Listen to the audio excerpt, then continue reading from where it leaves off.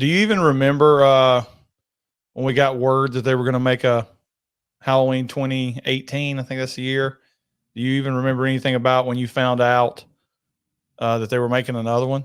Very vaguely, vaguely. I remember. I remember David Gordon Green being announced and everybody being pumped. I remember being pumped, and then I remember you and a few others being sour when Danny McBride was announced. You know, I'm a Danny McBride guy. I like Danny Um, McBride. and I know just because I'm a super fan, I knew already he was a huge Halloween guy.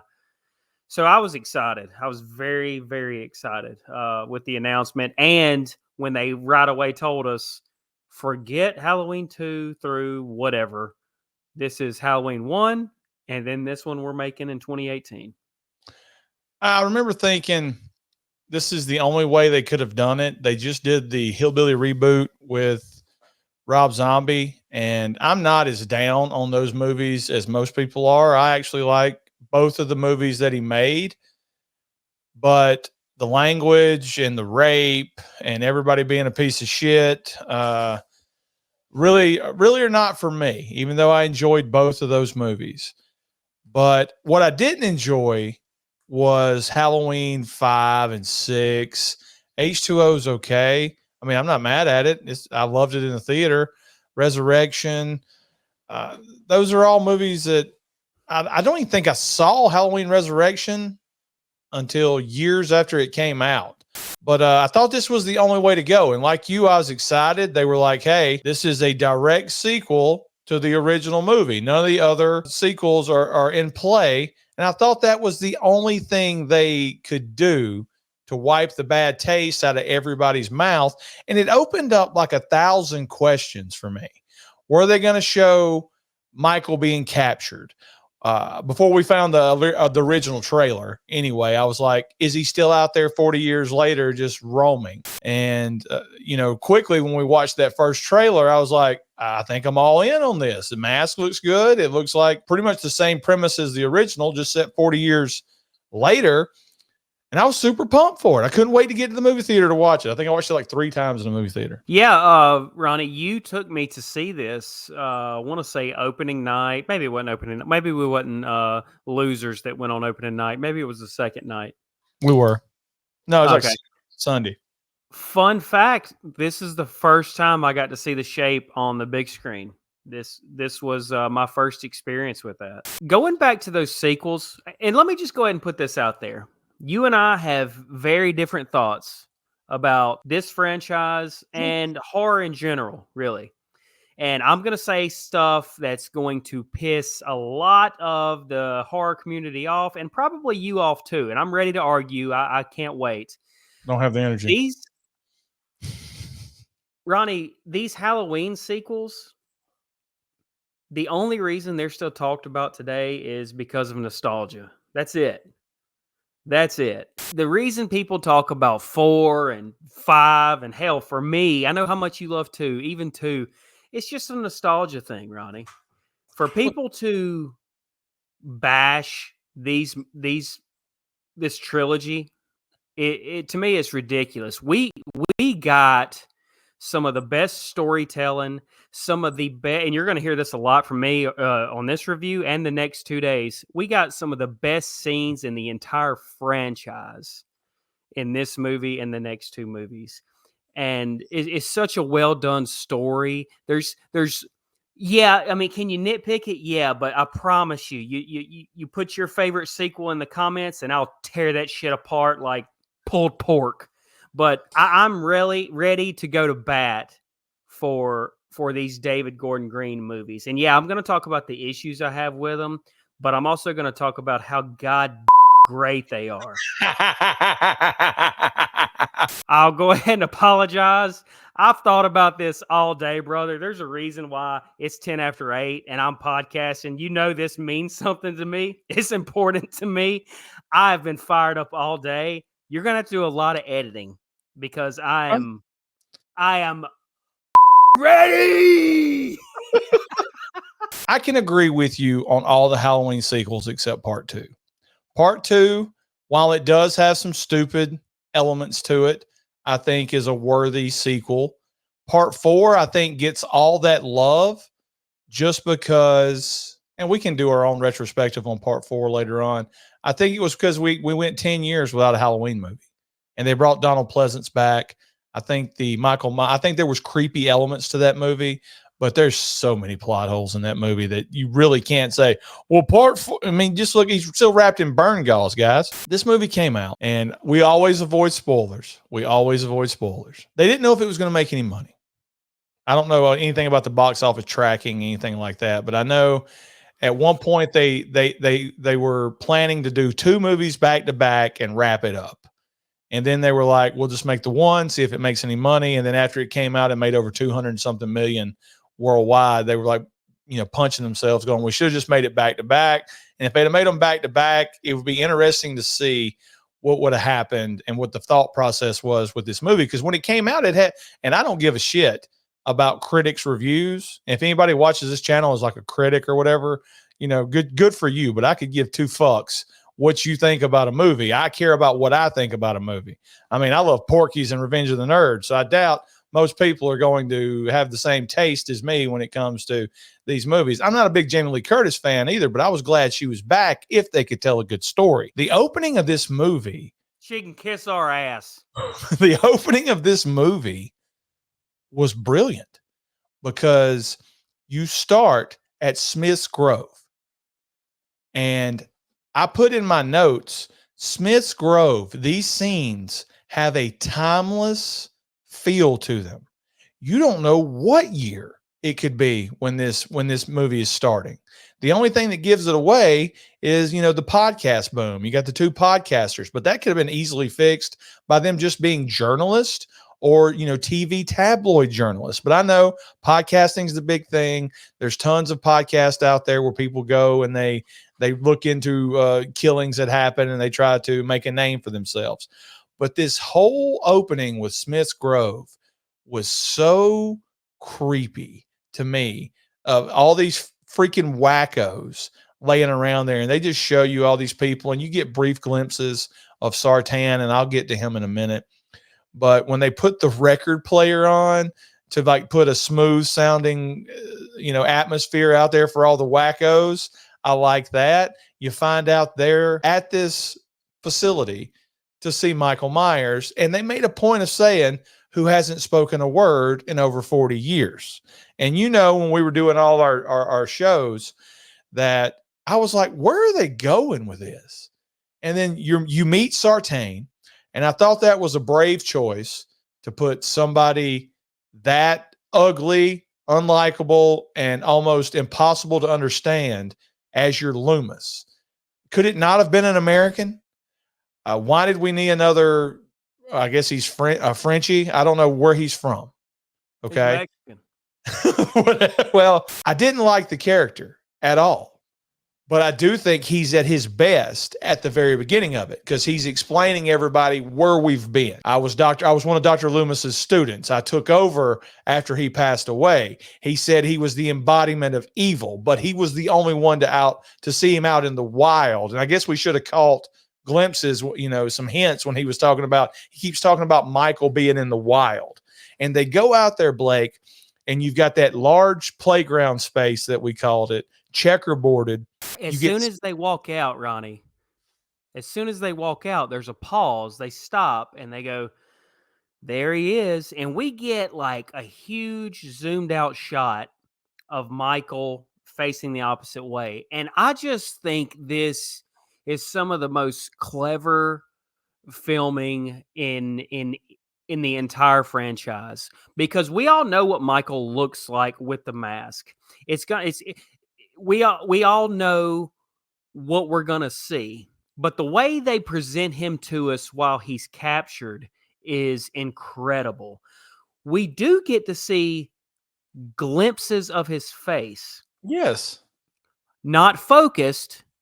His face is zoomed. The camera's like right here, but it's unfocused, and you can see Aaron behind him, or you can see, the doctor or the woman. But these shots over the next 4 or 5 minutes, from behind, from the feet up, take me and then a random crane shot when the camera is doing the crazy cuts to the crazies and back to the podcatchers to the doctor back up to, and then a crane shot of Michael still standing there while Aaron's holding the mask.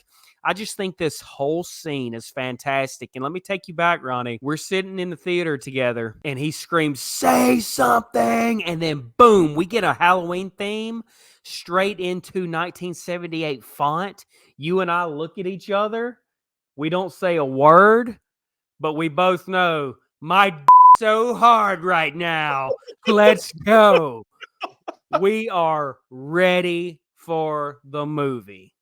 And One a of lot the best intros to a horror movie of all time. I mean, talk about your Friday the 13th, talk about your Nightmare on Elm Street, your Texas Chainsaw Massacre. One of the best intros to a horror movie, a famous horror movie franchise of all time. people like to complain, and that's just the bottom line. And people complain that we got so many shots of him and seeing a side of his face or the top of his head or the back of his head.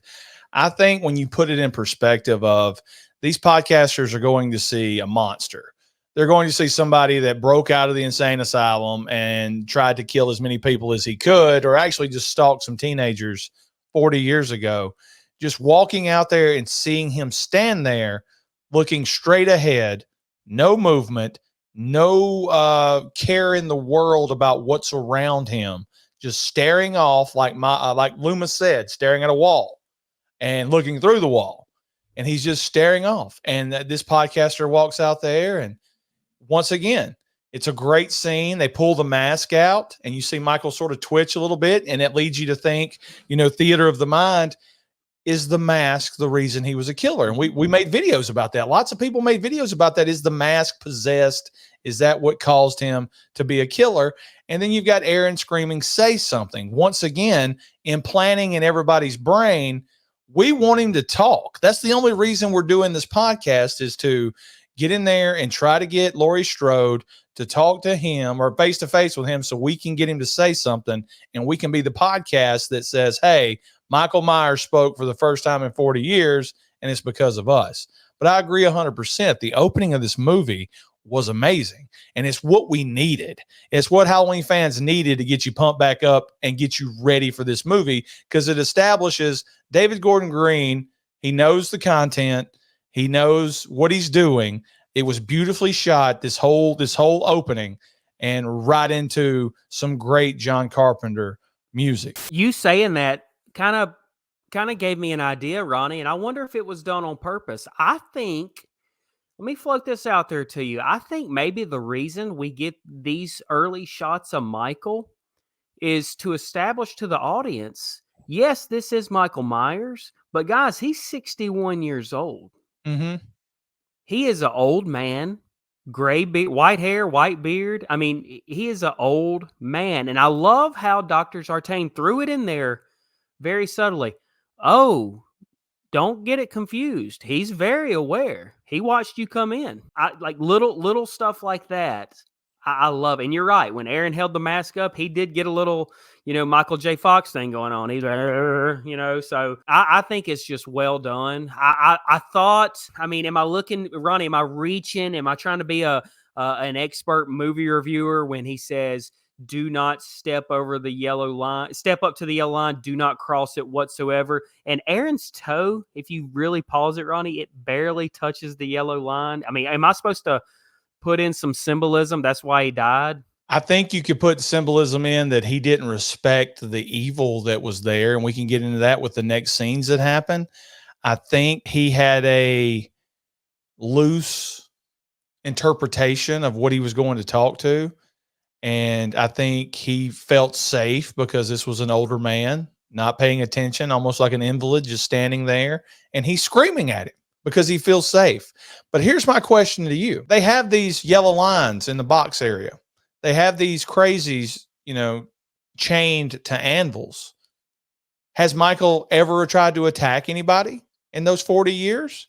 If he hasn't, I guess they just know that this guy is, he's bad news. But I would agree 100%. I think in these next scenes where the podcasters show up to talk to Lori, you get it put to, I don't want to say you get it put to you. That sounds filthy, but you learn right away that Aaron thinks maybe this is all like a joke, because they have some of the dumbest questions for Laurie Strode when she opens the door for $3,000. Aaron's first question is he real? And Laurie Strode's like, who? And he goes, the boogeyman. You just left from talking or trying to talk to Michael Myers. You talked to his doctor who told you all about him. Now here you are sort of mocking Laurie about, I believe in Michael Myers, a man, but the boogeyman, no. Like that right there. Did they do that to make us not care for these characters whenever they got killed? Because I did like the podcasters, but some of the questions, it's like they go in there to ambush Laurie Strode. Like the big question about when did you regain custody of your daughter? That's a shitty thing to do. And of course she throws them out after that. Then Aaron hits them with, hey, we went to see Michael. I showed him the mask. He did nothing. He just stared off. We think he'll talk to you. Will you go with us? We all know Michael Myers. We know he's not going to talk. We know the history and everything. We have to look at these podcasters like, Ronnie, what do you know about a murder right now that happened in Wisconsin? Not much, right? It's probably cold. Okay. It's probably Nick Push. But these podcasters know nothing about Michael Myers. So all they hear are, and they did their research, they got Dr. Loomis tapes or whatever, and we'll talk about those, but I'm sure they got news articles and reports of Laurie Strode screaming boogeyman, boogeyman, boogeyman. So they don't know what to expect when they're going to see this guy, this murderer. When they get there, he does nothing and he says nothing. So they're like, what's the big deal? They get to Laurie and they're not really getting nothing from her. I think it's more of a, look, everybody has moved on from this except for you. Why don't you help our podcast out and, come face to face with it? Like they don't care about it. Like really the only people that care about it is just Michael and Laurie. And that's why, they're kind of rude and disrespectful because it doesn't mean anything to them. I said, it's really just Laurie. Yeah. Well, you could argue they were rude and disrespectful to Michael too. I mean, yeah, Michael, we want to talk about that night. Look what I got, Michael. And, there's an argument that they were just as rude and disrespectful to Michael as they were to Laurie. They just didn't get no response from Michael. Why wouldn't Laurie take them up on the offer to go see Michael Myers? It seems like 40 years of preparing, and we could talk about that character choice, but she's been preparing for Michael to come back. She keeps up with him. She knows he's getting transferred to Glass Hill. Why wouldn't she just take the opportunity to go speak? That's what Sartain wanted. That's what these podcasters wanted. And maybe that's what she thinks she needs, is to face this guy. Why wouldn't she want to go do that? And what would have happened if she had done that? Does he freak out or does he just stare through her? Well, you and I talked about that in theory videos of what's going to happen in Kills and Ends. We discussed Laurie coming face to face with an incarcerated Michael. And I'm glad it never happened. I am. It jumps straight to the characters. And these characters are divisive. I say they're divisive. The dad, who was the whiz, he's very divisive because somebody always brings up the peanut butter on the penis.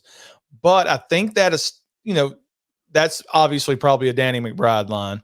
And we could probably guess what the Danny McBride lines are. Ray doesn't bother me that much. He seems like a fun dad.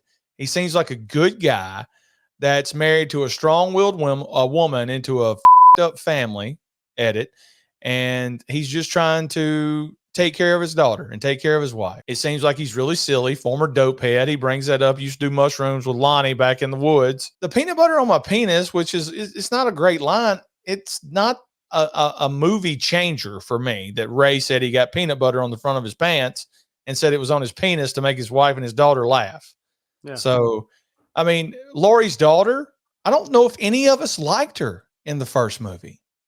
I think she had the biggest character arc of anybody in this trilogy. But like I said, we'll get to that. In this movie, she's very unlikable. She's very dry. She's very distant and hateful towards her mom.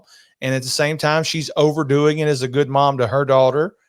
Allison, really good character. I mean, too many throwbacks to Lori in this movie, you know, but also like a non-factor for the longest time in this movie is Allison.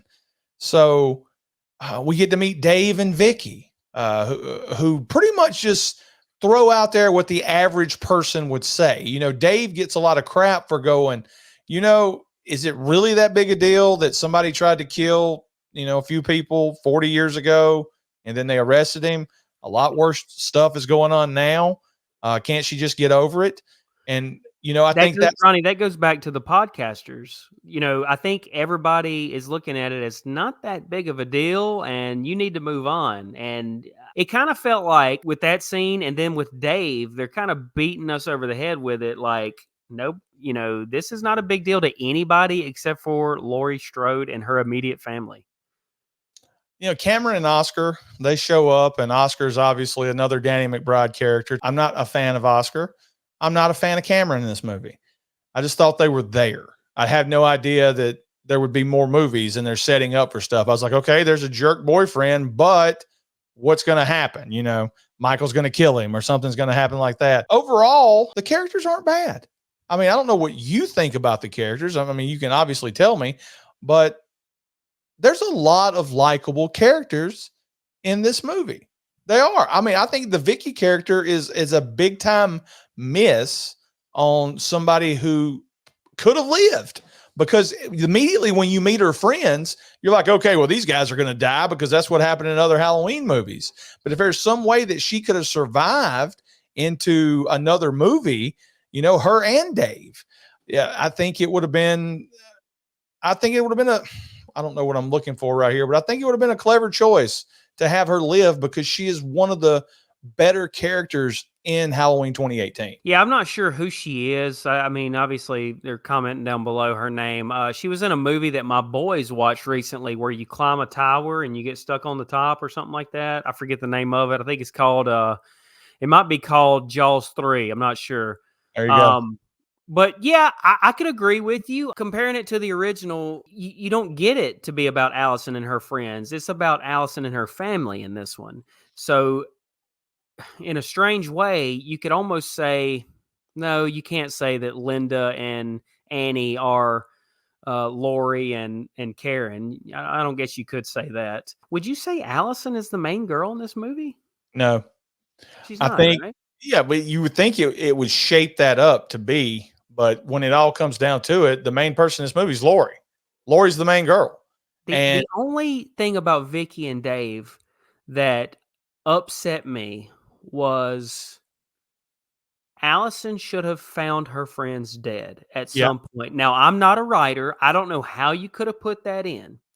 I don't know if the chase scene from Mr. Elrod's backyard could have, because she was going there anyway, that would be good. That would could be have good. led to Vicky's house, not Vicky's house, Julian's house, and that's where she finds her two best friends dead, and that's where the cops pick her up, and then that's where we get the scene. That sounds really good after I said it out loud. Yes.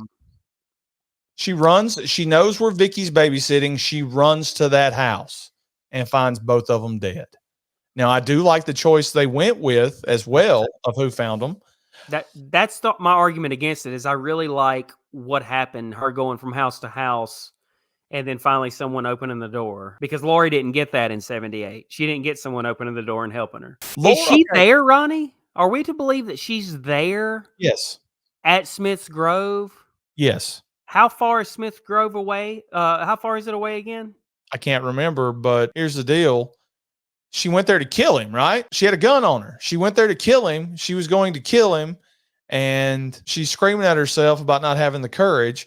And then she shows back up at this dinner with, you know, her family.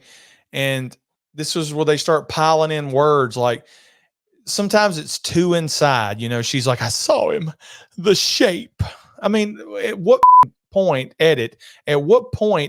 did anybody ever call him the Shape? There's ways to be clever with that. And I bet that's her. I guarantee that's Jamie Lee Curtis. But I mean, at what point is it okay to say, I saw the shape of him, which it makes more sense.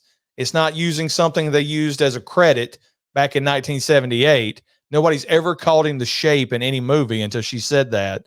It just seemed like something that was way too inside. I always thought she went there to kill him. Now, I may be wrong. Hit me in the comments. Sartan is telling everybody, I'm going to be with my patient until the very end. I guess we should have took hints there that something was up. And then we get the old man and we get the young boy talking about he just wants to dance. And then they come up on the wrecked bus. And I know what people are going to say. And I even said it. Why the hell are they transferring him the night before Halloween again? It really would be stupid to put him on a bus the night before he broke out the first time.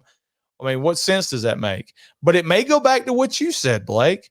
People really not taking it seriously. Like when the stupid sheriff finds out, he goes, come on, man. Michael Myers wandering around Halloween night.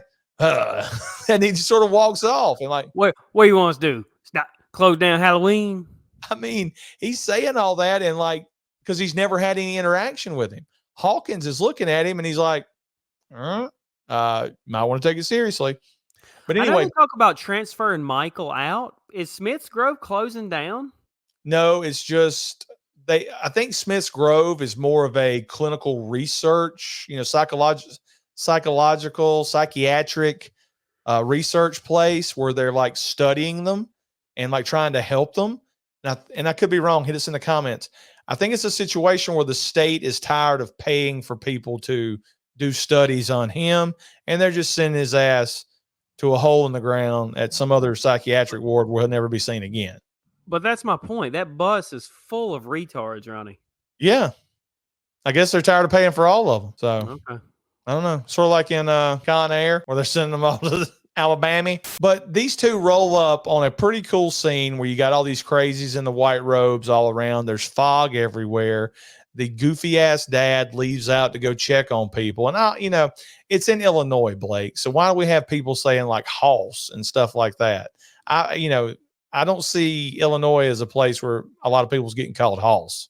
We'll have to ask Brett. There might be a southern part of Illinois, Ronnie, where they think they're country, but they don't know shit. And then you get the scene of the little boy walking around, and I thought it was really cool that the security guard was like, run. He didn't look dead, by the way. He didn't look dead. When he talked? Yeah, he didn't look dead or like he was in the process of dying. He just looked like he had the crap beat out of him.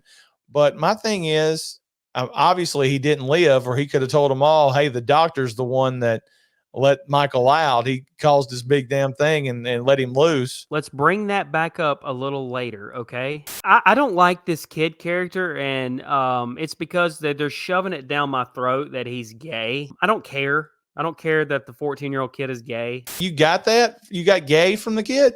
Well, when he started sucking one of the guys' on the bus, I figured it out. But what I do love is how loving this father is, not only toward his son, but how much of a caring individual he is. Because, Ronnie, I've come up on many a wreck, right? My ass keeps going. Yes. See ya. I'm not stopping for anybody. I don't care if there's a baby out there.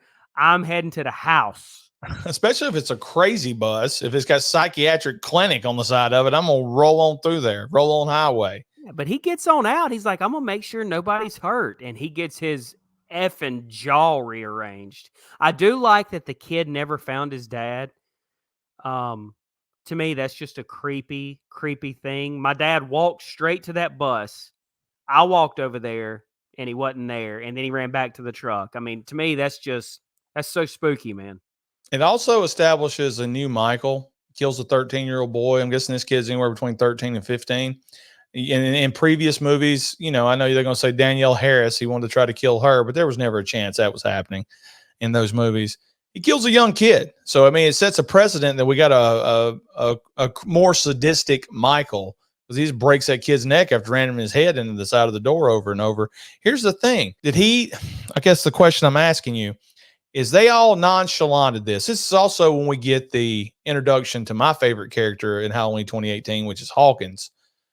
But he comes up on the scene and he sees all these bodies. He finds Sartain, and then we get the boom Halloween. But was the kid's body not laying out on the side of the road? Did Michael keep the kid's body in the car? Because it seems like this police department would have taken everything a lot more seriously if there was a dead kid laying on the side of the road. I don't know why they didn't take it more seriously in the first place, considering the amount of guards that were dead. But they nonchalanted this a lot. Go ahead. I have an argument for that, Ronnie.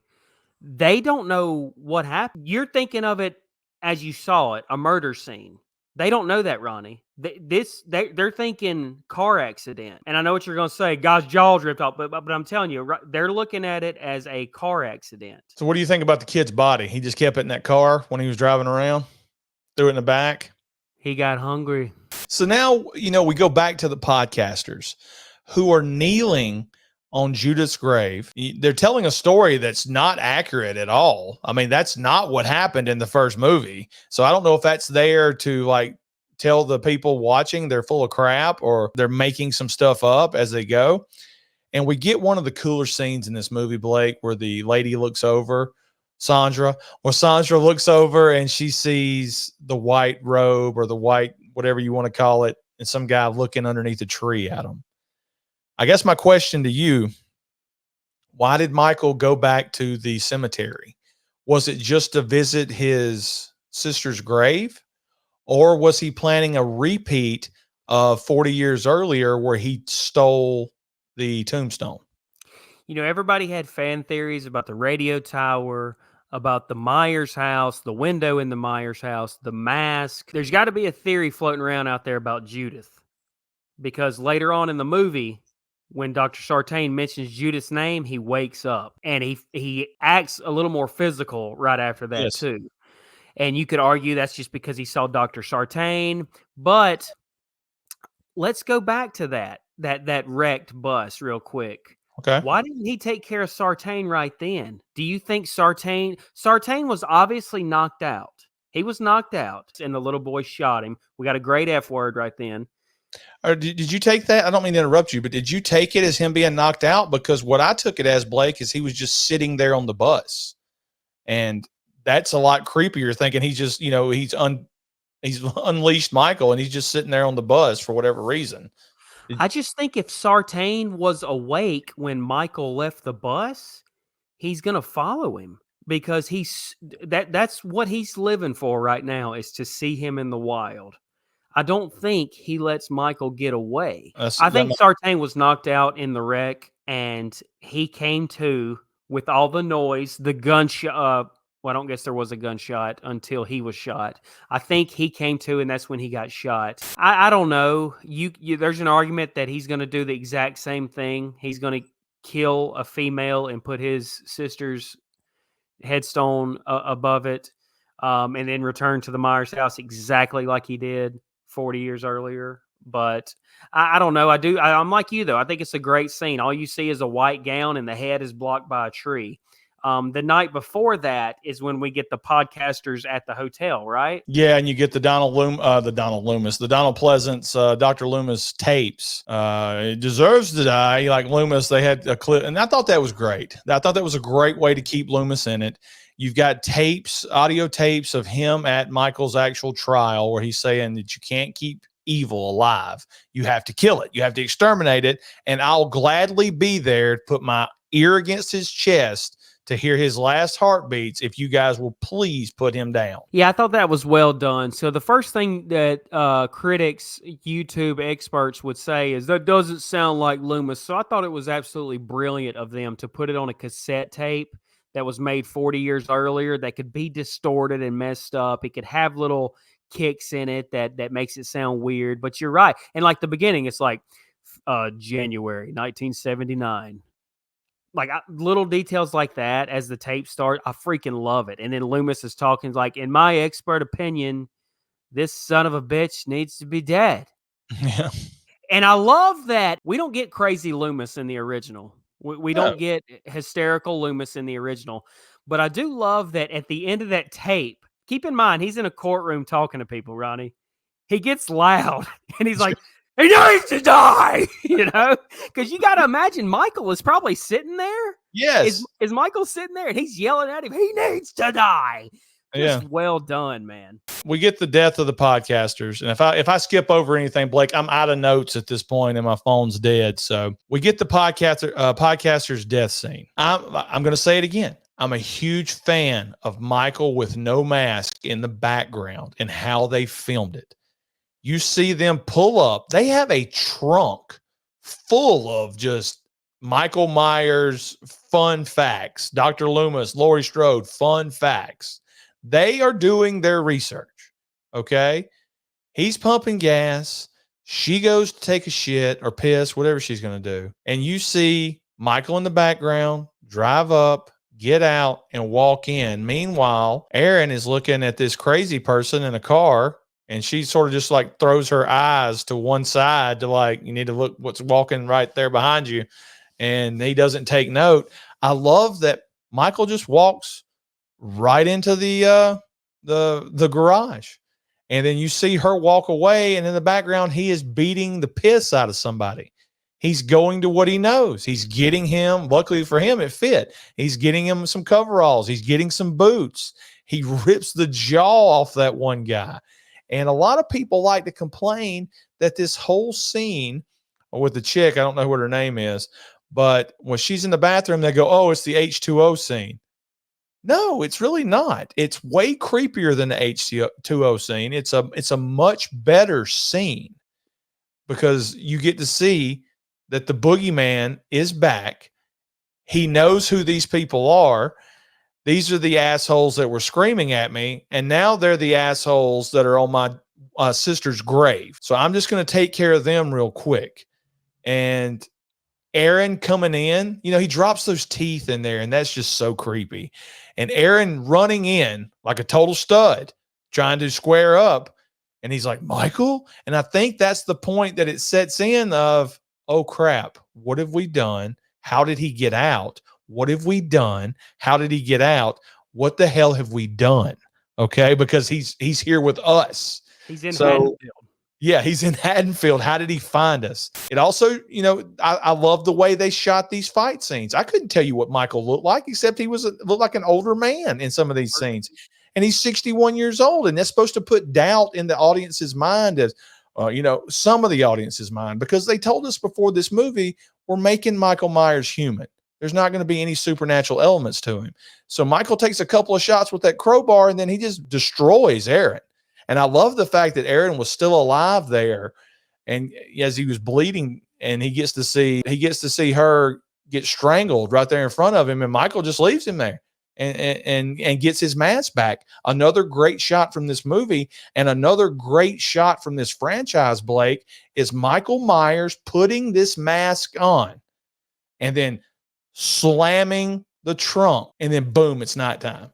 So little nitpicky for me, Ronnie. Why couldn't the files and the mask be in the back seat or in the front seat? Like, I hate that Michael had to open the front door and then pop the trunk, and then it was left open. It was left open, and he walked by and saw it. I love it. I'm pretty sure, she opened the trunk. Yeah, I'd have to go back and watch it again. She did. She opened the trunk, and you get to see all the stuff back there. I'm not sure she ever shut it while he was pumping gas. Okay, maybe I'll buy that. Yeah, maybe she did. Maybe there's they look back and it's closed. And I think you've already answered my next question. Did he follow them from the graveyard, or was it fate that he stopped at the same station they were at? I think the fate part of it comes into them being there while he was at the cemetery. I think that's the fate part of it. Okay. Is they would meet up again. He definitely followed them because he parks out of the way and he goes and sets the trap for them in there. He sets the stage. I don't know what he would have done if she would have went in there and bought a candy bar and come back out and they'd have got the car and drove off. Maybe he would have continued to follow them. Who knows? And then it gets into Laurie Strode sees that there's been a bus crash. She's there. Hawkins is there. She shows up at Karen and Ray's house with a pistol and's like, hey, let's go. He's escaped. Let's go. And Ray's like, I can take care of my family. I know, what is it? Taekwondo, jujitsu. Jujitsu. Yeah, I know jujitsu. So I don't need you in here with this gun. You can tell they've had these conversations before because Ray is just pure ass rude to her at this point. The goofy guy's gone. And he's like, get the hell out of my house with this bullshit. Well, I really like the scene of Hawkins and the sheriff finding the mechanics and the podcasters too, Ronnie. When we get the line from Hawkins and nobody acknowledges it or questions, he looks at I think it's the sheriff, and he says, I was there that night, right? And that was it. That's all you got, the little tease. And then you find out a little more later, but just a great scene. Just a really good scene. Hawkins is a great character. And the music, whatever I don't know the term, score, whatever. They do such a good job of hitting that music or different versions of that music when they're supposed to. It is just, it's so good. John Carpenter and his crew were so good with the music. Okay, do we get the continuous scene or we get Vicky? No, we get the continuous scene, Blake. I was going to skip over that. We get maybe what's the best shot in the entire movie with the kids walking and it's nighttime all of a sudden and they bump into Michael Myers. And Michael Myers walks. I mean, this was in the trailer and it was so amazing in the trailer. And it was just amazing, just as amazing in knowing what was going to happen in the movie. He walks around to the back of the house. He grabs a hammer or something. He walks in, he beats what's supposed to be Mrs. Elrod to death with the hammer. He picks up a knife. He goes into the next room and we hear a baby crying. And just for a second, you're thinking, oh no, don't do that. And I think that would have been a horrible move if they had done that, Blake. I did see some people say it should have been like ambiguous where he looks at the baby and the next thing you see is him coming out of the house. So you never know if he did it or not. It's up to you. Yeah. I also think you lose a lot of normal people. You lose a lot of audience if something like that happens. I really do. It becomes like a Terrifier situation where you're like, just kill to kill. These shots of him going two houses in a row. You see that one gal, she's on the phone and you see him just walk in between the houses and comes in the back door because it's Haddonfield. The back doors are unlocked, stabs her in the throat. You see the guy that's going to be in the next movie, like looking over at him, just standing there. It is a great scene. It's great kills. And me and you often wondered, how many houses did he go to? How many houses did he go to before he found Vicky and Dave's house? How many people? I wish they would have told us. Maybe they did in the last movie, but he killed a ton of people. This is one of the best shots in the entire franchise.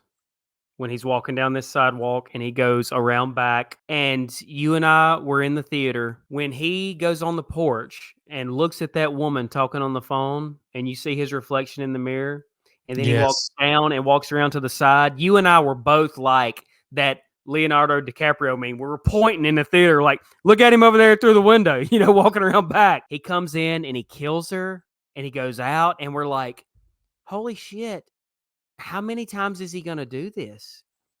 But the answer to your question, Ronnie, is that very next house, that's Julian's parents. And you're right. Cole, you're right. I wish in a world we could. You're right. I never put that together to right now. I wish they would have filmed two versions of this where I see it from the nurse's point of view because she just stops and looks and he's just standing there, but we don't see him. And then they get in the car and leave and the camera comes back to Michael, but Michael was just standing there. He wasn't moving or nothing. And she just gave him a weird look and, okay, it's just a guy on Halloween. They don't know it's an old man. They don't know, anything. But that's when he goes in Julian's house, Ronnie, at that moment. I'm not sure how he makes it upstairs. He had to go on upstairs before Julian and Vicky went up there. Yeah. I took it as when they were down there talking about cutting their toenails or whatever. He went because I think Julian says something about he heard something up there or something to that effect. Yeah. But this is a really good scene. And this is also a divisive point of the movie, Blake. Because, this was all spoiled by the trailer. So this would have been a lot better if we were seeing it for the first time and she opens up that closet and there he is. But we knew this was happening. but it was still a great jump scare in the movie theater. Now, where the divisive part comes into play, and we've talked about this in a live stream before, the oh shit that Julian says, the comedy character. Oh shit. And he gets up and he runs. And people thought that because they were in the theater, and I'm sure it's like when we were in the theater and people started laughing at the oh shit that the little kid said before he ran out the door. And then he says, Dave, don't go up there. You're going to die. And he keeps running. And people are still laughing in our theater about that. I think a lot of people said, well, you shouldn't have put comedy in that part. And me and you have said multiple times, that wasn't meant to be comedy. That was meant to be a kid saying, holy shit, and then running out of there and then warning Dave, don't go up there. You're going to die. I don't see where that needs to be a point of divisiveness in this movie, because I think people interpreted that scene the wrong way. And it's a really good scene. You feel for Vicky. She would have gotten away if she hadn't a trip wearing the socks. And then he grabs her and just stabs her to death. And then Dave, for the goober that he is, he runs upstairs for his girl.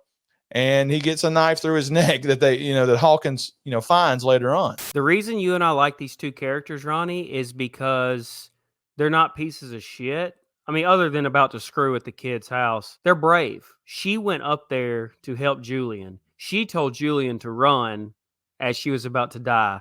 Dave knew what was going on up there and still did it anyway. I do think one of those lines was meant for comedy, Ronnie. Unfortunately, you and I were in a vocal theater, and I'll never understand why people feel the need to, my voice got to be heard. I mean, you're watching a movie. Shut the hell up. If we wanted commentary, we'd watch the damn DVD. He says, don't go up there, send Dave. And Dave gives us a look.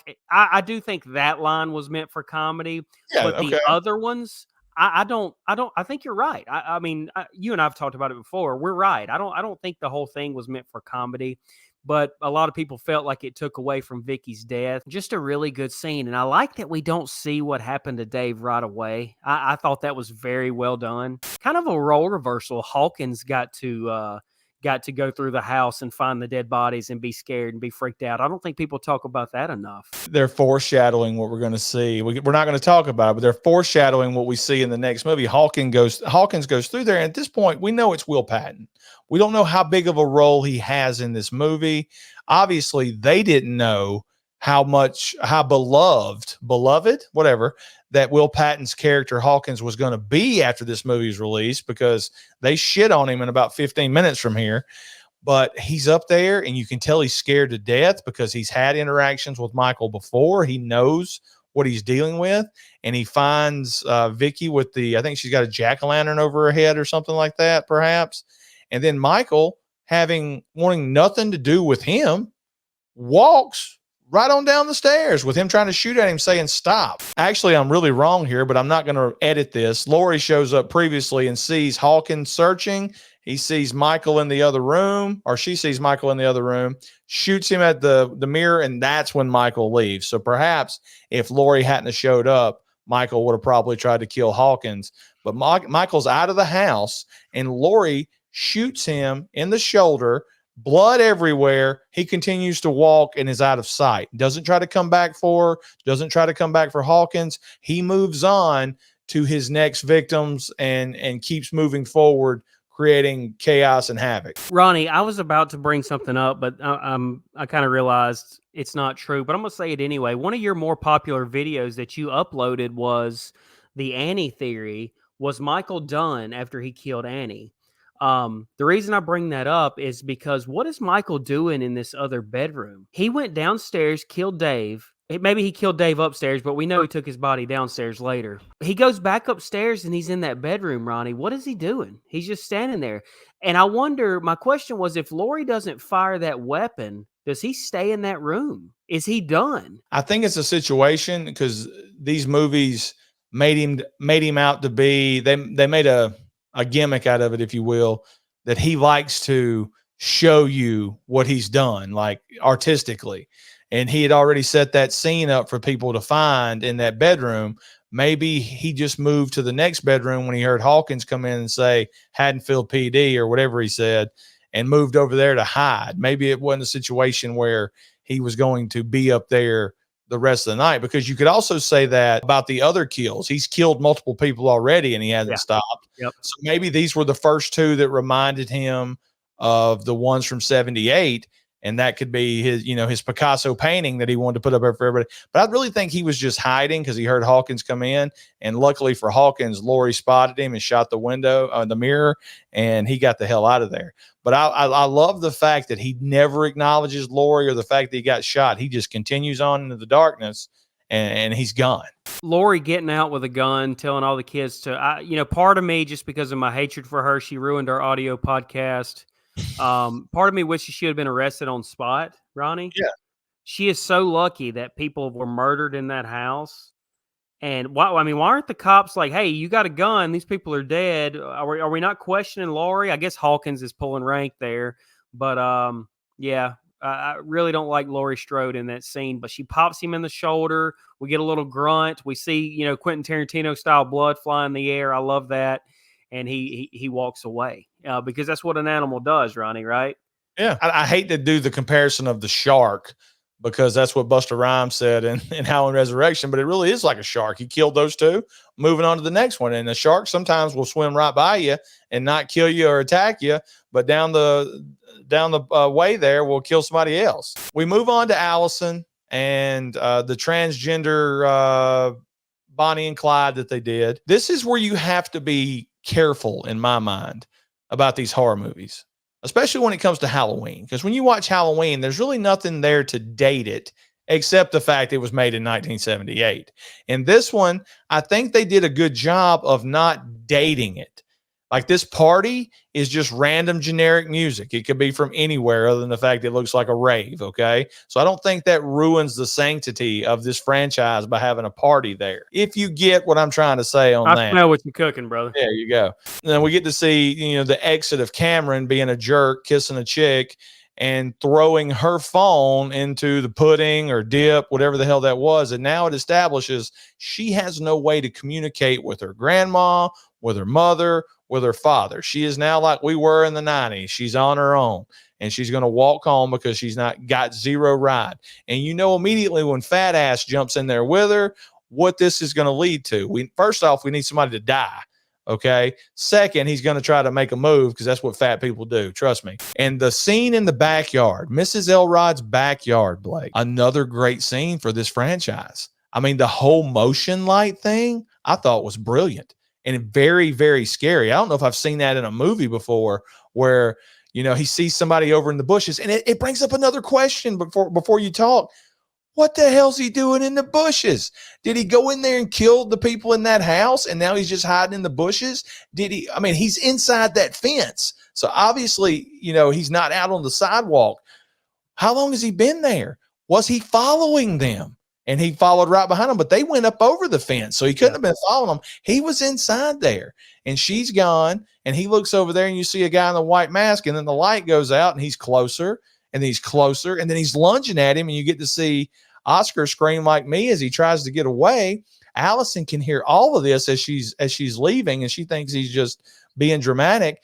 And him getting stabbed in the back at the same time, falling down the sharp thing that goes into his mouth and under his jaw. Brutal death, great music, brutal death. She finds him and takes off running. Earlier in the movie, scenes that were cut, she's a jogger.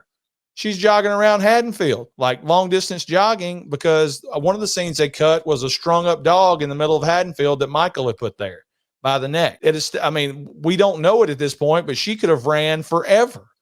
But she just runs to the nearest house and tries to get in there. I thought something more would come of that, but it didn't. But it also lends to what I thought they were trying to establish in this movie is Michael doesn't give a shit about what happened 40 years ago.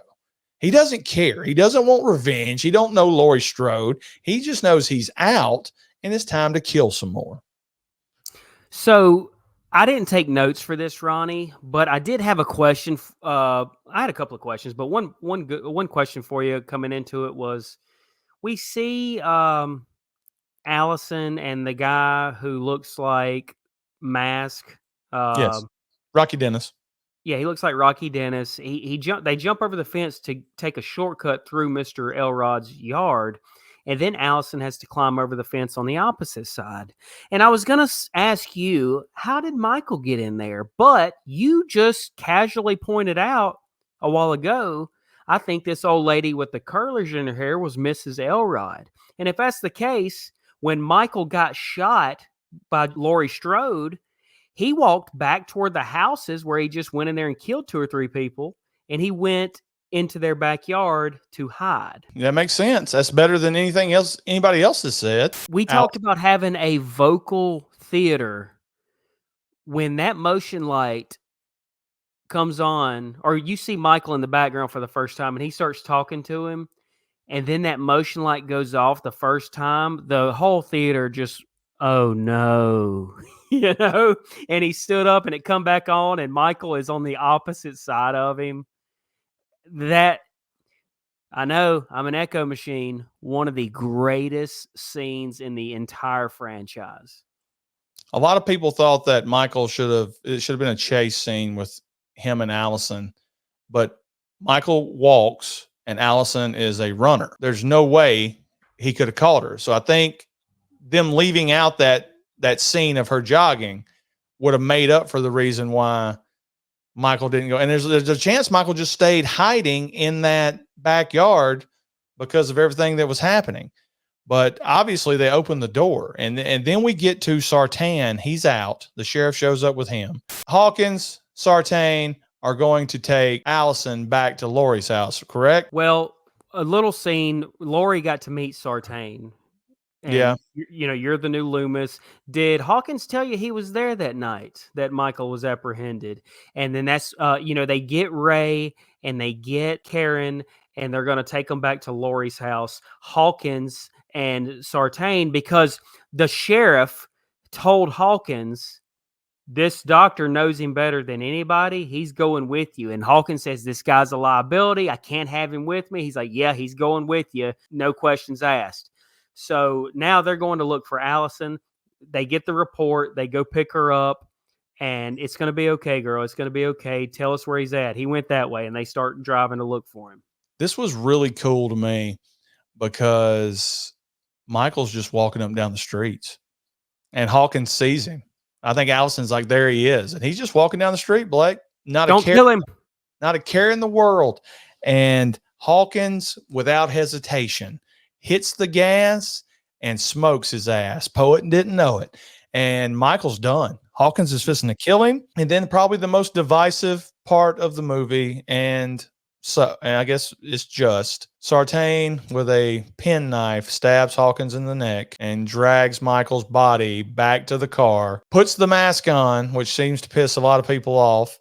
But when you factor in this character's motivation of, I think he wanted to feel what Michael felt. He wanted to, he's trying to, what is this motivation for? He's a sicko. He's obviously been around Michael so long and he's been around these crazies so long. He's obviously went insane.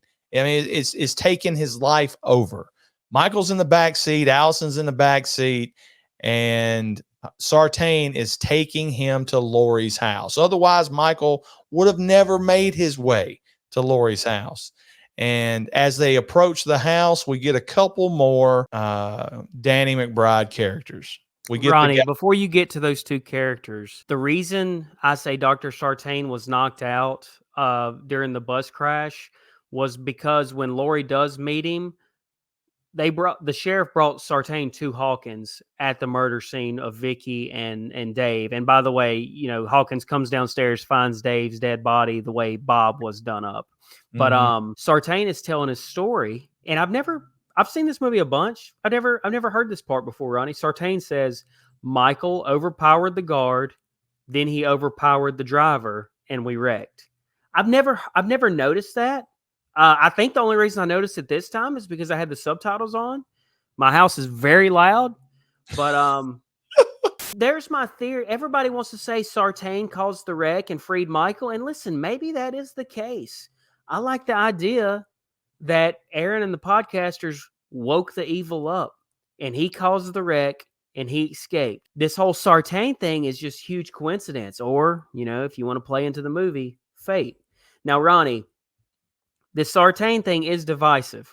If we rewrite that scene after Hawkins runs him over, if Michael is able to stab Hawkins, let's say Hawkins pulls out his gun and he's about to shoot Michael, and Sartain says no, and he grabs the gun, and they're kind of wrestling with the gun. And in the meantime, Michael, with a last-ditch effort, kind of sits up and cuts Hawkins.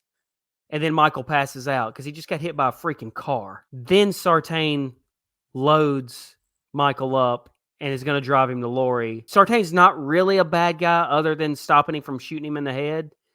You know, he doesn't kill him and put on the mask. Does that change your opinion of the character any if it plays out like that? Not really. I thought he was the worst character in the movie. I thought it was I thought it was too spot on for Dr. Loomis. And I get what they were going for. Michael's first doctor knew he was evil, wanted him kept locked up. Michael's new doctor, Sartain, wants him to get out because he wants to see what Loomis saw, because he wants to be Dr. Loomis and see all this craziness in the wild. Blake, I did some research, and unless I was lied to by the internet, and that never happens, they actually filmed some scenes of Sartain helping Michael escape on the bus, the chaos that he caused on the bus to help him wreck. That was going to be thrown in with some flashbacks. When the whole Hawkins deal was going on, you're just going to get to see that he's the reason that Michael was able to escape. Otherwise, Michael would have made it to Glass Hill. I think your scenario works better, except for the fact that Sartain's still trying to take him to Lori. And maybe he's so obsessed with wanting to hear him speak, that's the reason he's trying to do that. And there was a lot of rumors out there, Blake, that this was filmed. And I think those rumors have been squashed over the last 6 years. But I was always a fan of the theory that Lori was the one that helped him escape. And what I mean by that is she went to kill him, and that caused the bus to crash, and he got out, and, he escapes, and it ends up destroying her family, and how all the, her obsession with Michael comes full circle, and it's her fault that he ever gets out and is able to actually terrorize her again. I love that idea that Lori caused that, but obviously it didn't happen. I do think it's interesting. We always say people don't take they don't take choices, they don't take chances. But I do like the idea of doing something different. And this doctor's a wacko, and he helped Michael escape. I mean, Michael, it's not like him and Michael are partners. Michael's going to stomp his head here in the next 10 minutes. But I mean, he was so infatuated and so obsessed with Michael Myers and the whole story for 40 years that he actually helps him to escape so he can see what he would do if he got out to town again. So go back to the introduction of two goofy characters, Ronnie. Yeah, these two cops and their whole conversation about butt paste or whatever the hell they're talking about, some kind of cock meat sandwich. They're eating a cock meat sandwich, and these are okay. Let me take it back. These are the two worst characters in the movie. Let me interrupt you, Ronnie. I rewatched it. They're not that bad. They're not that bad. Listen, anybody out there who's worked nights before, you get on the night shift, and then you pull out the shitty lunch that you made. I mean, you have some awful conversations, okay? I think I've had this conversation before, praising my lunch, saying, look at this shit my wife gave me. And then you go over there with I feel like a lot of people who work nights have had this conversation. Ronnie, they are stuck in a car in the middle of effing nowhere, watching this wacko's house, having to work all night on Halloween, away from their family, probably both have kids. I feel like this is a normal conversation for two really bored guys. All right, you sold me on it. Okay. It also leads me to believe that Hawkins is not really well respected within the force. No, they call him a wacko. I think is, a burnout. Burnout. Yeah, there you go. Well, he was hanging out with a couple people at the gas station playing pinball, and you got to figure he's in his 60s. So there's no telling what's going on in his personal life. Allison is in the back with Michael Myers, and Sartain's driving, and she said that she heard him speak, and Sartain is like, oh, what did he say? Was it the sister? Was it Janice? And then all of a sudden All of a sudden, Janice. whatever her damn name is, Judith, and Michael's alive.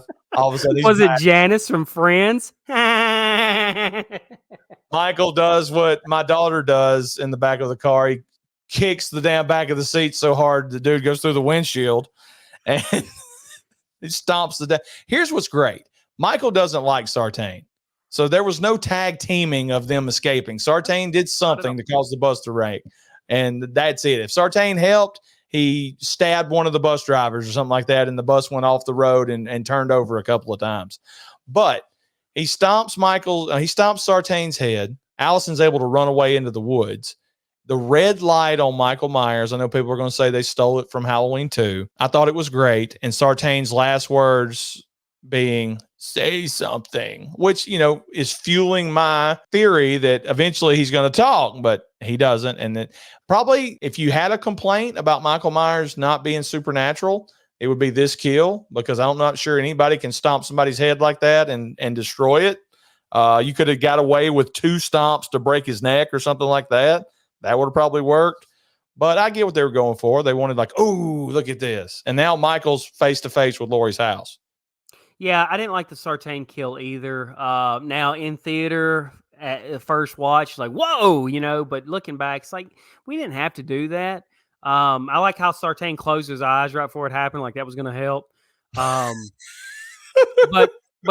yeah, you're right, Ronnie. There was a few kills where you just give us a knife kill or reach down and snap his neck. Like, I don't want to see Michael, like those guys at the mechanic shop, like tearing his jaw loose, because that's what he did, because he had the teeth in his hand. He reached in his mouth and he pulled it all the way off, and like he Rusty Nail.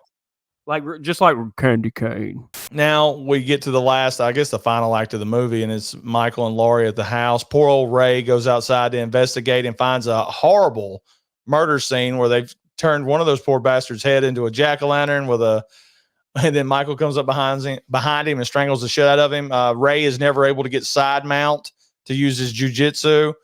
What if Ray would have jumped up and did a spinning kick and just knocked the shit out of Michael, and they roll the credits? You mentioned the cutscene of Allison being a track star or whatever. Her running through the woods to get to her grandmother's house is another compliment to that too.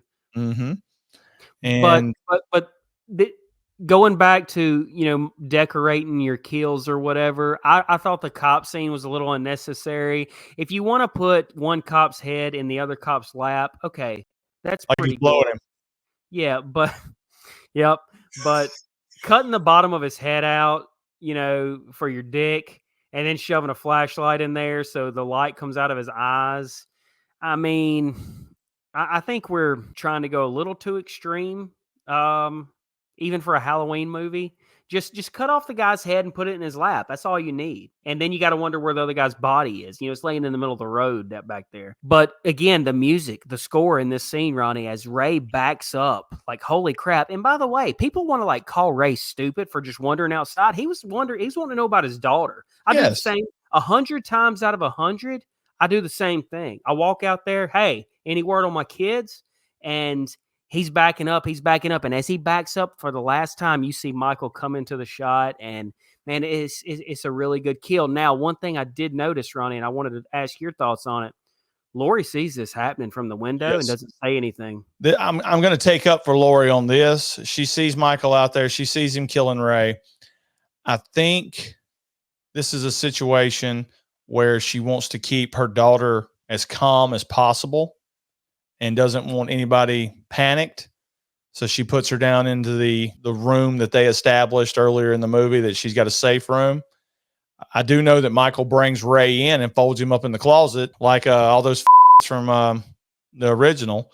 Yep. But I think this was more of Laurie protecting her daughter, because she knew if she said, hey, Ray's dead, then she was not going to get the battle Karen that she got later on. If she could keep her calm and make her think everybody's still okay, I think that's good. I'm going to tell you something, and you're going to think I'm stupid. And people in the comments may think I'm stupid. When Michael grabbed Laurie through that door, that was so brutal. And for a second, I thought he was fisting to kill her. And then Karen was going to have to kill her mother's boogeyman. to correct it. I really thought he was going to kill her against that door. Instead, she uses the shotgun to blow part of his fingers off. And I'm like, I don't know if I like, disfiguring Michael. I'm one of those weirdos that wants him to have all of his fingers. I don't know if I like that too much. It's sort of like when they cut Latimer's arm off at the end of the remake of Texas Chainsaw Massacre. I was like, how are we going to have him in another movie if his arm just got cut off? I thought you were going to go with Robert Kirkman cutting Rick Grimes' hand off. Well, I could have went with that too. This whole final act is an A+ for me. Watching it in theaters was one of the best experiences I've had in the theater. You know this house is a fortress. You know that before we even see the stuff that we're going to see in the next 5 to 10 minutes. So when Michael reaches both hands through that door, you're like, oh my gosh, this plan's not going to work. It's not going to work because you're right. He's got her. I mean, almost dead to rights. I think the main frame in the middle of the door is what's stopping him from being able to twist her neck. Yeah. But when she gets that shotgun up and he puts his hand over the barrel, and I mean, the anticipation of her moving her hand down, finally putting her finger on the trigger, and boom, and you hear the explosion, you hear the, and you see the fingers just go, they're gone. I'm like, holy shit. Yeah. What a moment. Here's another thought. The whole house is a cage. It's a trap. It's a 40-year built trap. She never had any intention of leaving him outside that house. The whole point was to get him in that house because, and it's a really cool scene as she looks for him, room to room. She's looking for him. She's hunting him. And every time a door is cleared or a room is cleared, she hits a button and this panel drops that he can't get out, or at least we think he can't get out. He probably could just run through the walls. So she's room to room, and then you got these mannequins in this one room, and you really don't see him. And then boom, he's out stabbing her in the gut and throwing her like she does stuff that people don't do in these movies. She attacks the eyes because that's the training of when you're being, attacked by a mugger. You attack the eyes, and she attacks the eyes, and then he stabs her and throws her over the rail, and she hits the ground, and he goes and looks, and she's down there, and then he hears Allison come through the door because she's finally reached the house. Now, before we get to the end of this movie, I'm going to ask you a question and you tell me what you think. What was the purpose of putting Laurie in all of these Michael Myers spots from the original? She's standing outside the school. She gets thrown out of the window and then she's not there when he goes back and looks. She comes out of the darkness with the knife and gets him. Is this just a situation where they're turning the tables on Michael? And, what you did to her 40 years ago, she's now doing to you. So I can't explain like her standing outside the school and stuff like that, but everything that happens, yeah. I mean, she's the hunter and she wants him there. She prayed every night for him to escape. That was just a great line that we skipped over too, where she tells Hawkins, I prayed every night for him to escape. And he goes, well, that's stupid. Yeah, why the hell would you do that? Because I want to kill him. And he said, you prayed for something stupid. I can't, I don't have an answer for that question, Ronnie. I've always looked at it as service for fans of the OG. Yeah. You got the Linda, it sounds like she smoked a couple of packs of cigarettes when you hear her voice in the classroom talking about fate. I want to talk to you about fate. She's there. That's when Laurie's standing outside, like Michael was with the car. But yeah, Laurie gets thrown. First off, Ronnie, before Michael reveals himself, one thing I like is the blood trail from the fingers. That's how she knows he's in that room. And he is so smart to walk toward the closet and touch the closet and then go the other way. Yeah. She checks the closet because she knows that's where she hid 40 years earlier. And she looks to the side of the closet. Just really well done. And, he gets her and he throws her out. And she's laying there. And then you're right. Allison comes in. Grandmother. Did Allison know where her grandmother lived? I mean, she had to have if she walks in saying grandmother. Yeah. She knew where she lived. And Karen quickly comes up from the safe room and gets her down there and is trying to calm her. She goes into mom mode. She sees the gun in the gun rack down there, the gun safe, I guess I should say, that she used as a kid. And Allison definitely knew where Lori lived, Ronnie, because we get a throwaway line down in the cellar where she says, "I'm sorry, I tried to not lead him back here." That's why she didn't go down the driveway. She went to the woods and came all the way around back to the house. You're right. And she, when she saw that he was there, she thought it was her fault. So yeah, she knew where her grandmother lived. But yeah, he hears Allison. He turns around. He turns back. Lori's gone. We get the Halloween music. Not sure how I feel about that. I mean, I don't want to get Halloween music for Lori disappearing. I mean, it is a cool scene that we know she's still alive, but then he slowly walks down the stairs. And I think he's supposed to mimic, him coming down the stairs in the original. It's not quite as cool, but he knows they're underground already because Lori gave the position away Yes. when she was firing from below. Now, I know she was doing it on purpose. She wants him to know they're down there so they can trap him down there. Also, a lot of people say that Lori let Karen in on the plan when she was like, "I know you thought this was my Cage. my cage. I was just trying to protect you." Then it cuts away to something else. A lot of people say that's where she told her, "I'm going upstairs to try to take care of him. Here's what you do if he comes down here." Because this is actually a trap. You can't give that line away, obviously, because it's the big reveal at the end. But I will have to go back and watch it to see if there's any merit to that theory that when she goes, I know you thought this was my cage, blah, blah, blah. Here, obviously, Michael rips the top of the safe room off. And I'm going to throw this at you. I thought for the first time they humanized him in a perverse way because. Yeah, I know where you're going. Yeah. Karen is like screaming for her mom. And she's like, "I'm scared. I'm so scared." And Michael doesn't show himself until she says, "I'm so scared. Help me." Then he reveals himself because he knows she's helpless. And I thought that was the first time we've ever got to see that Michael Myers gets off on people being scared of what's going on. And that's when he chose to attack. Because people like to think, hey, it's the boogeyman. He's just going to walk down there after her. And he didn't, because he had to make sure it was safe first. And with a gal screaming down there, "Hey, help me, mama, please help me." Then he knows she's helpless. And that's when he reveals himself and gets shot in the damn face. Yeah, we get a little flashback of Ray. He's like, "What is this?" And she's like, "It's my childhood." And she go down there. You see all the guns and everything. We kind of get a little flashback of Karen earlier in the movie when she's talking to Allison, her shooting the gun as a kid, saying, "Gotcha." Michael, I'm assuming he takes a graze to the face. Yeah, side of the face. You guys have been planning this forever and you miss.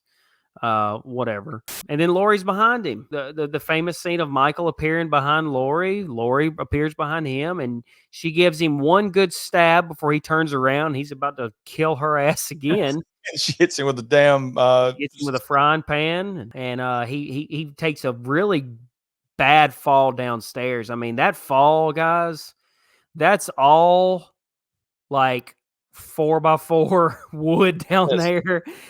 That fall hurt, and if you watch it back, like, he doubled over, he flipped back. I mean, that was a hell of a bump, and immediately sits up. immediately sits up, and we get the reveal that you talked about. What a horrible ending if Michael figured out it was a trap, and while they're down there, he just closed it and set the fire and left. Yeah, that would be a great. He sets them on fire. But Yeah. Allison cuts his hand because, is it Allison or Karen that they're grabbing? They're grabbing Karen. Yeah. So Lori Allison, gives it away fast who she cares most about. She said, "Allison, Allison." They're both yeah. down there, and she's like, "Allison, Allison, Allison." And then Allison goes, then Karen, he grabs Karen's leg, and Allison cuts him, Yes. but it doesn't do the trick. And then she cuts him again, and that's when he pulls back, and then they kick his ass in the face. And that's when he falls. And dude, he's hustling back up right before they hit that switch. And we get, what appears to be like swords. And then that's when she gives it away. It's not a cage, baby. It's a trap. And then Lori hits the buttons and it starts lighting everything in the house on fire. And you reveal that she's built a 40-year trap for Michael Myers if he ever comes back. Every part of that house was to trap him, whether it be those rooms upstairs with the drop down doors, or the major safe room cage right there. Everything starts to light on fire. We get the music. We know this is the end of the movie. And Michael's sort of just like staring at them while they're talking. She's like, "It's okay, baby. This is a trap, not a cage." And Michael's like down there looking at them like, what the hell's going on here? And then Lori hits the button, like I said, and everything starts to light up. And Michael's still staring at them with fire all around him. So now before this review ends, I'm going to ask you this question. Why wouldn't, with Michael just standing there staring at him, they just shoot him in the damn face? Because there's guns all over that house. Why wouldn't Lori grab a gun and just empty it into him right there while he's looking up at him? Or is she sadistic enough that she wants him to burn alive? Well, that's part of it. But Ronnie, I don't think she had a gun on her. I think all those guns were downstairs. And I know what you're going to say. There had to be a gun somewhere in that house. Dude, in the moment, you're probably not thinking of that. But you're right. You could have easily put one in him and let him burn down there. But really cool shot. I'm not going to say it's one of the greatest shots of the franchise, but with that fire fills the basement all around him, and he's steadily looking up at him. He's no selling the fire like Yes. Hawk no sold the pile driver in Memphis. Exactly. I love that they leave the house and then we get a quick shot back to the basement and you don't see Michael. I love that. My God, I love that. I can't tell you why I love it, but I love it. And then they go flag somebody down, and you had a theory that it was Michael driving the truck, which didn't make much sense. But they hop in the back. Allison still got the knife in her hand to show you that she's the next Jamie, and the movie goes off. Really good movie. It's not the movie we deserved, but it's the movie we needed at the time, and I liked it. I enjoyed it, and to this day, I rewatched it the other night, at least half of it, and I really enjoyed it. I really did. Like, if they told me we're erasing all the sequels and we're making a direct sequel to Halloween 1978, I don't think you could have given me a better movie than what they gave me in 2018. I absolutely love this movie. If Halloween 1978 is a 9 out of 10, for me, this is a 8.5 out of 10. It's a really good movie. It's a really good movie. And this is just Halloween 2018, Blake. Day 29. Tomorrow, Halloween Kills.